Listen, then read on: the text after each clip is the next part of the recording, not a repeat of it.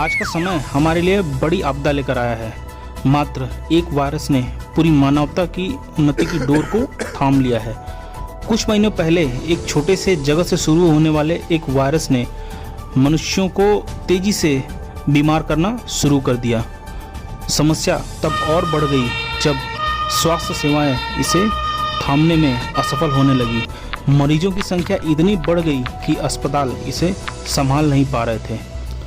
Mortality rate कम होने के बावजूद ये वायरस इतनी तेजी से लोगों के बीच फैला कि वर्ल्ड हेल्थ ऑर्गेनाइजेशन को इसे वैश्विक महामारी घोषित करना पड़ा। मृत्यु दर दिन प्रतिदिन बढ़ रही थी और हर कोई यही पूछ रहा है कि कब ये वैश्विक महामारी खत्म होगी और कैसे ये वैश्विक महामारी खत्म होगी। वर्ल्ड हेल्थ ऑर्गेनाइजेशन यानी WHO तभी इस बीमारी को पूरी तरह से महामारी कहना खत्म करेगा जब लोगों में इसके लक्षण दिखने बंद होंगे और लोगों में ये बीमारी नहीं होगी। लेकिन सवाल उठता है, ये होगा कैसे?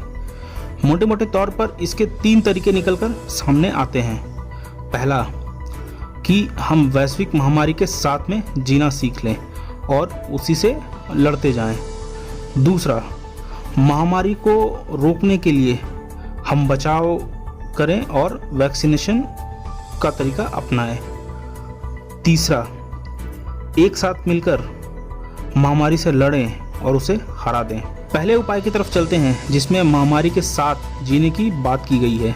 इसमें हर देश की सरकारें वायरस को खुला छोड़ देंगी, जिससे ये वायरस तेज़ी से लोगों में फैलेगा और जैसे ही लोगों में फैलेगा वैसे ही अस्पतालों में, स्वास्थ्य सेवाओं में मरीजों की संख्या बढ़ेगी और जब अस्पतालों और स्वास्थ्य सेवाओं में मरीजों की संख्या बढ़ेगी तब अस्पताल उन्हें संभाल नहीं पाएंगे और ऐसे में किसे बचाने की पहल करें, किसे जिंदा रखें, ये प्रायोरिटी आ जाएगी।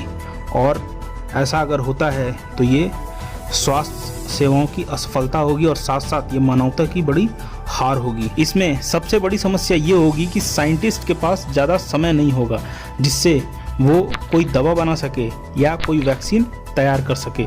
तो ऐसे में मरीजों की संख्या दिन प्रतिदिन बढ़ेगी और साथ ही जो मृत्यु दर है वो बढ़ता चला जाएगा। ऐसे में इंसानों के पास एक ही शस्त्र बच पाएगा और वो है हर्ड इम्यूनिटी का सिद्धांत। ये एक ऐसा सिद्धांत है जिसकी वजह से आज भी मनुष्य कई सदियों से कई वायरस, बैक्टीरिया को झेलकर जिंदा है। हर्ड इम्यूनिटी के सिद्धांत के तहत कुछ लोगों को ये बीमारी होगी, लेकिन उनके बेहतरीन इम्यूनिटी सिस्टम की वजह से वो जल्द ही ठीक हो जाएंगे और उनके शरीर में इस रोग से लड़ने के लिए एंटीबायोटिक तैयार हो जाएंगे। जब ये रोग दोबारा वापस आएगा तो वही एंटीबायोटिक इस रोग को खत्म कर देंगे और इससे वो पूरी तरह से इम्यून हो जाएंगे और ये वायरस दोबारा उनका कुछ भी नहीं बिगाड़ पाएगा। इस तरह से हर्ड इम्यूनिटी का सिस्टम काम करता है। लेकिन इसमें एक सबसे बड़ी समस्या ये है कि जब ये बहुत तेज़ी से लोगों में फैलेगा तो ये भी हो सकता है कि ये इंसानों से जानवरों में चला जाए, म्यूटेशन हो। अगर वायरस का म्यूटेशन हो तो ये इंसानों से जानवरों में जा सकता है। अगर ऐसा होता है तब प्रकृति पर खतरे के बादल मंडराना शुरू हो जाएगा, क्योंकि इससे पूरी दुनिया के खतरे में आने की आशंका हो जाएगी। अब दूसरे उपाय की बात करते हैं जिसके तहत बचाव और वैक्सीनेशन की बात की गई है। दूसरे उपाय के तहत दुनिया की जनसंख्या को वायरस की पहुंच से बचाया जाए। उन्हें तब तक के लिए सुरक्षित रखा जाए जब तक वैक्सीन बनकर तैयार न हो जाए और फिर उनका वैक्सीनाइजेशन कर दिया जाए। वैक्सीनाइजेशन होते ही उनमें इम्यूनिटी आ जाएगी और इसके साथ ही हर्ड इम्यूनिटी का प्रिंसिपल भी काम करना शुरू कर देगा और ये सफलतापूर्वक काम करेगा और इससे एक बड़ी जनसंख्या इस महामारी से बचाई जा सकती है, बहुत ही कम जान माल के नुकसान के साथ। तीसरे तरीकों को देख लेते हैं।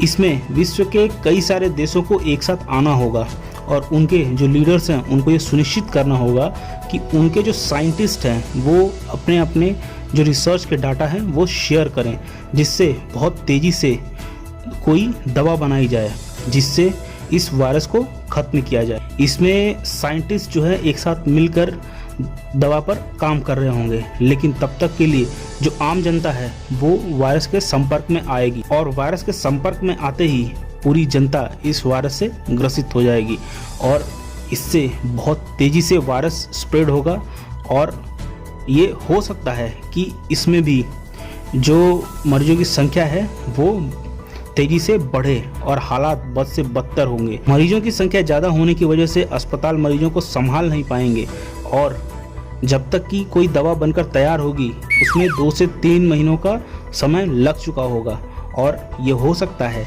कि इतने समय में कई लोग मारे जाएं और भारी संख्या में लोगों की मृत्यु हो। इन 3 तरीकों में से दूसरा तरीका सबसे बेहतर है क्योंकि इसमें जानें बचाई जा सकती हैं और वो भी सुरक्षित तरीके से।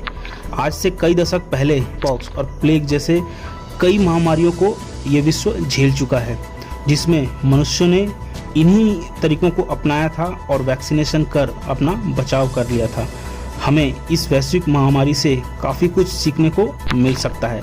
हम सफल भी होंगे, असफल भी होंगे। अपनी सफलताओं और अपनी असफलताओं से सीखते हुए हम उसकी रोकथाम में भविष्य के लिए एक ऐसा सिस्टम तैयार कर सकते हैं जिससे हमारी आने वाली पीढ़ियां, हमारी आने वाली नस्लें और हमारी आने वाली जनरेशन के पास एक ऐसा सिस्टम आ जाएगा कि जहां कोई भी महामारी होने पर वो उससे आसानी से उबर पाएंगे। अगर आप हमारा YouTube वर्जन देख रहे हैं तो हमें सब्सक्राइब कीजिए और लाइक ज़रूर कीजिएगा, और अगर आप हमारा Facebook वर्जन देख रहे हैं तो वीडियो पर लाइक कीजिए और इसे ज़्यादा से ज़्यादा लोगों तक पहुंचाएं, इसे शेयर कीजिए।